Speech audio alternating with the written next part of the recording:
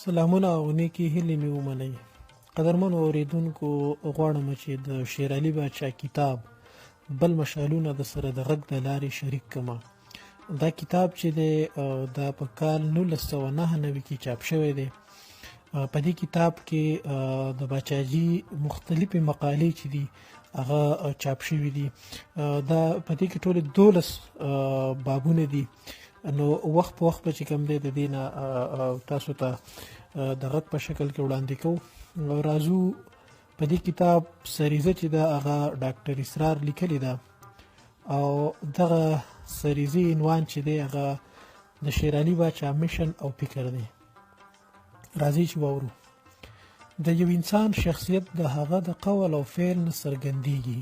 که هغه لیکونکی هم وي نو بیا د هغه لیک، قول او عمل داسې درې توکي دي چې موږ پرې د دغه انسان شخصیت پیژندلی او مقام یې ټاکلی شو.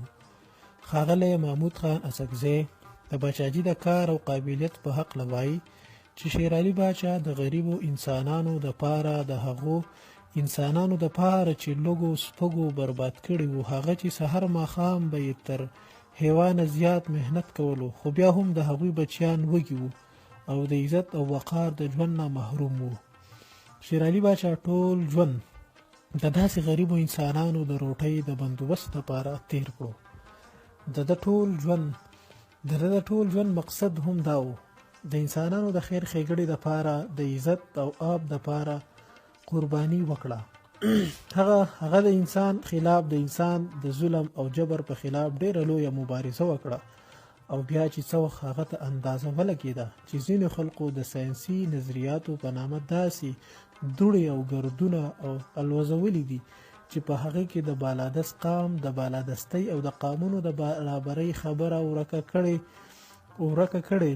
داسې خلکو د قامونو د برابرۍ او ازادۍ خبره نه منله. نو بیا شیر علي باچا ډیر په همت د دې دور د صحیح ساینسي علمي نظریاتو په رڼا کې د دې ټولو ګردونو جعلي او ګمراه کن نظریاتو مقابله وکړه. شیر علي باچا مزدور کسان پارټي د دې وطن په نامه جوړه کړه. هغه پښتونخوا مزدور کسان پارټي اعلان کړه. هغه چې په خپل قام باندې د بل قام ظلم ولیدو او دا چې خلکو ساینسي نظریات مسخ کول، دوړې یې جوړولې چې قامونه نشته، ټول انسانان برابر دي. دا رنګ چې هغوی د قامونو بالادستي پټوله، نو په داسې حالاتو کې محترم باچاجي په ډیر همت د هغوی مقابله وکړه. باچاجي ډیر رسا ذهن لرو. اصغر لالا دوی ډیر بختور دي چې باچاجي سره یې وخت تیر کړی دی. باچا ډیر ښایسته، ډیر تیز، ډیر زورور او ډیر مبارز قلم لرو. بیا چې پښتون قام ته دلته په دې پاکستان کې کومې خطرې ورپېښې وي، د هغو خطراتو په صحیح وخت ادراک وکړو. باچاجي د پښتونخوا وطن په هغه 15 کسانو کې و چې نظریاتي طور دې نتیجې ته ورسېدل چې پښتون قام ته پکار دی چې په وطني بنیاد د خپل قام پارټي جوړه کړي. پښتانه قام ته د خپل قامي مفاداتو د تحفظ دپاره د خپل وطن د قدرتي وسایلو، د هغو د شتمنو، د هغو د نعمتونو دپاره چې الله پاک دوی ته ورکړي دي، د دریابونو اوبه، بجلي، ځنګلونه، قیمتي معدنونه او کانونه د ژغورلو دپاره د قام خپله سیاسي پارټي د وخت غوښتنه ده. اصغر لالا چې د باچاجي ملګری او د هغه د ژوند او شخصیت او کار نه زیات خبر دی، لیکي چې د باچا ژوند ښکاره ژوند و.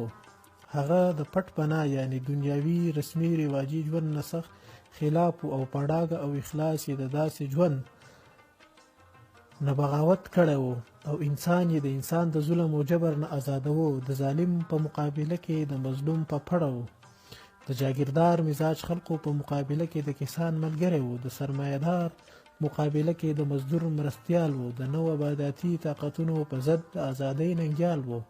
د جدید نو آبادیاتي سرمایه‌دارۍ مقابله کې د قام پرستۍ جنګیالی و. د پښتنو دپاره د آزاد پښتون ریاست قایل و او دا آزاد ریاست باچا په آئیني او قانوني سیاست کې په ووټونو نه غوښتو. هغه د مسلح جدوجهد قایل و او د پښتونخوا یو آزاد ریاست له جنګېدو. دا اقتباسات د ملي اتل کتاب څخه چې د باچاجي په هکله ورکې ډېر هغه ورکې د هغه ګڼ شمېر ملګرو، سیاسي مشرانو، سیاسي ورکرانو، دانشورانو، ادیبانو، شاعرانو او خپلو خپلوانو تاثرات خوندي او د باچا د فکر او د قامي ولس خدماتو تل پاتې شهادتونه دي. په دې غرض را نقل کړی شو چې د باچاجي د میشن او فکر نشاندهي وشي. دغه کتاب اوس موږ سره د دې خبرې یو لیکلی سند دی چې باچا خپل ژوند څرنګه تیر کړو او خپله توانایي، علم او پوهه یې په کوم ډول استعمال کړو. باچاجي د یو آزاد پښتون ریاست او په دغه آزاد خودمختار ریاست کې د پښتنو د یوې غیر طبقاتي ټولنې د جوړولو لپاره ټول عمر جدوجہد کړی دی. باچاجي د قامي، ملکي او بین الاقوامي سیاسي او ادبي تحریکونو نه پوره باخبر و. پښتون قام او ولس ته د راپېښو او راپېښېدونکو مشکلاتو صحیح ادراک یې لرو. د مذهب، ساینسي نظریو، د انساني حقوقو او د امن په نوم چې حکومت پرستو، سامراجي ایجنټانو او غیر ملکي تنخوادارو دانشورانو کومې تاریخي او نظریاتي مغالطې خورولې، د هغوی خلاف یې خپل قلم لکه د تورې چلولی دی. ګڼ شمېر پمفلټونه، مضمونونه او مقالې یې لیکلي دي او په مختلفو اخبارونو او رسالو کې شایع کړي دي. د هغو فوټوسټیټ کاپۍ یې په ملګرو او خلکو کې تقسیم کړي دي. خپل شعر او ادبي پوهه یې هم د خپل فکر د خورولو لپاره په کار راوستې دي.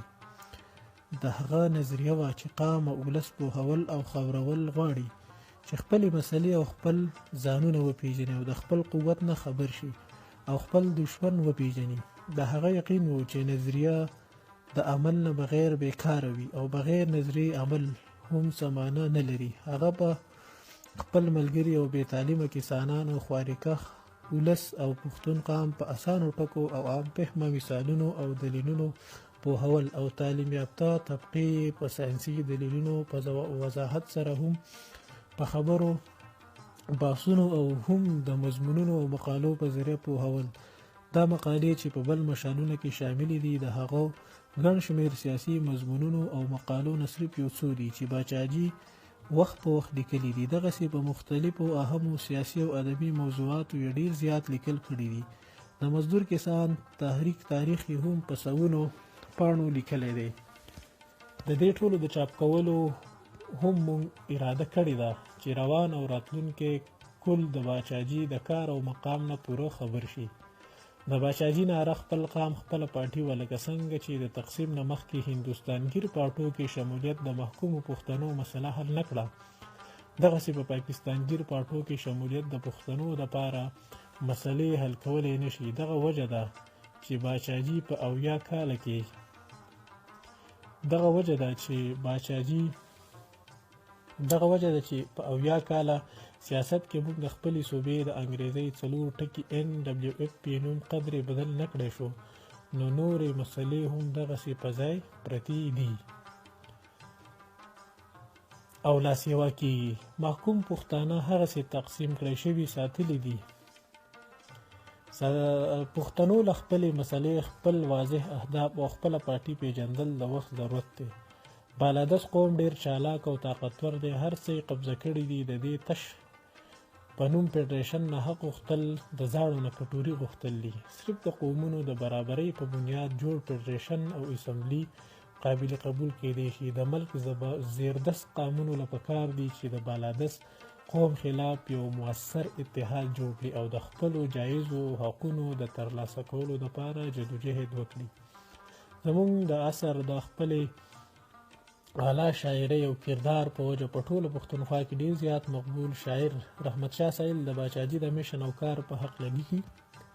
باچاجي لکه چې هر چاته معلومه ده چې ټول ژوند یې په عملي جدوجهد کې تیر کړی دی. هغه په هره سیاسي او ادبي مسله یوه رایې لرله او دغه رایې به د علم او فکر او تاریخي دلیلونو نه ډکه وه. کېدای شي چې د باچاجي د مرګ نه پس څوک دا رایې هم قایمه کړي چې هغه یو ناکام سیاستدان و. که په ټګۍ، تورۍ، ممبرۍ، کرسۍ، پرمټ او لایسنس حاصلول د سیاست کامیابي وي، نو بیا خو دی بېشکه ناکام سیاستدان و، ځکه چې دله دغه چل نه ورته. ولې که څوک د باچاجي د کار کولو د اثراتو نه خبر وي چې هغه څومره په تعلیم یافته طبقه کې د خپل فکر او فن شمې بلې کړې او څومره یې د پولو پټو په دهقانانو او مزدورانو کې د شعور کرونده وکړه، د دې اثرات په موجوده وخت کې څه دي او په راتلونکو وختونو او مرحلو کې به څه وي، نو شاید چې هر څوک دې کامیاب سیاستدان ومني. بېشکه باچاجي د یو مستند وکیل په حیثیت د خپل ذات او خپلو بچو دپاره هیڅ نه دي کړي، خو د دې خاورې د دې وطن او د دې وطن د ټیټو طبقو د اجتماعي مفاداتو دپاره یې په خپل ځان لوبې کړي دي. دغسې خلک په هره ټولنه کې په زرګونو په لکونو پیدا کېږي چې د قام او ولس د نوم سیاسي عمل هم د ذات په ګټه وټه پورې وتړي. خو داسې خوږمن خلک ډېر کم کوس پیدا کېدی شي چې خپل هر لوی او وړوکی غم د خپلې ټولنې د خلقو او خصوصا د پټو د خلقو په درد او غم قربان کړي. د ټولې پښتونخوا هر پوله او هر پټی به ګواهي ورکوي چې دا سړی په هر موسم کې بغیر د شپې او ورځې د فرق نه هم په پولو پټو او دهقانانو او مزدورانو په کوډلو او جونګړو پیاده ګرځېدلی دی او د دغو پولو پټو خلقو ته د فکر او عمل د لار ښودلو سره سره د خپلو ځانونو پیژندلو تعلیم او تربیت هم ورکړی دی. شیر علي باچا ډېر قدر وړ شخصیت دومره هر اړخیز رنګونه لري چې په نومونو راغونډولو به یې هم کتابونه ډک شي. په هر حال زما ذاتي خیال دا دی چې که پښتنو ته خدای پاک د باچاجي غوندې د شمار څو کسان هم ورکړي نو سبا له به د دې وطن نقشه بدله وي. د باچاجي د مضمون یا مقالې لیکلو خپله یوه طریقه وه. د موضوع متعلقه اهمو نکتو له به یې نمبرې ورکولې او دغه نکتې به یې ورکې نورې واضحه کولې. د هر مضمون په سر یا وروستۍ پاڼه به یې پرې خپل دستخط کولو او تاریخ به یې پرې لیکلو.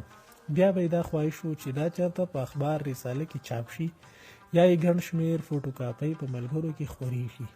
ځینې اصل مضمونونه یې چې چاله د پروسټیټ کولو دپاره ورکړي یا ترې چا ملګرو اخیستي دي نو بیا یې په څه وجه واپس کړي نه دي. دغه وجه ده چې دغسې ډېرو مضمونونو اصل یا نقل موږ سره نشته. کومو ملګرو سره چې د باچاجي دغسې مضمونونه خطونه یا نور څه نثر وي که نظم موجود وي نو ورته خواست کوو چې موږ ته یې راکړي چې په راتلونکو مجموعو کې شامل کړی شي. د باچاجي ګڼ شمېر تقریرونه او په مختلفو ادبي سیاسي غونډو او تاریخي سیمینارونو کې اورولی شوي دي. ټولو مقالو ریکارډ هم موږ سره نشته. د دې پیدا کول او راغونډول هم د ملګرو ذمهواري ده.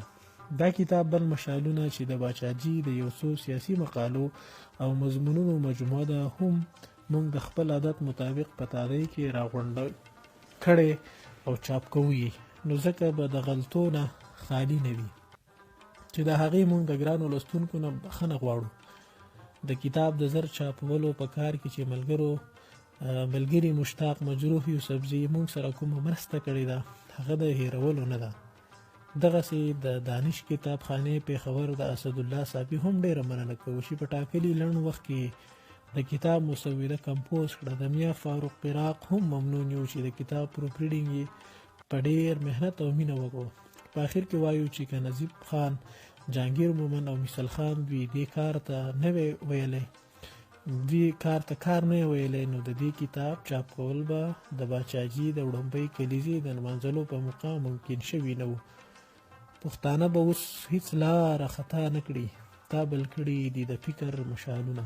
په درناوي ډاکټر اسرار 19 جولای 1999.